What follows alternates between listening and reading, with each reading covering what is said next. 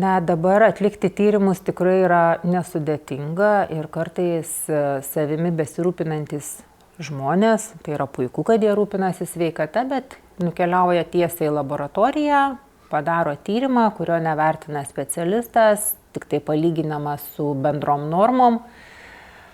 Tačiau visgi, jeigu kūnas sako kitaip, nusiramint labai reiktų kreiptis į specialistą, kuris įvertins visų simptomų kompleksą, galbūt tikrai ras kažkokią patologiją, kuri lemia simptomus,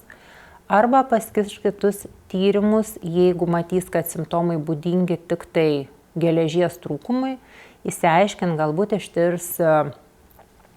serumo feritiną, tai yra atsargas organizme. Paprastas bendras kraujo tyrimas atspindi hemoglobino kiekį organizme, tačiau neatspindi geležies atsargų, kurios tuo metu gali jau būti sumažėjusios, kol jos visai neišnaudojamos, būtent hemoglobiną turėsime normalų.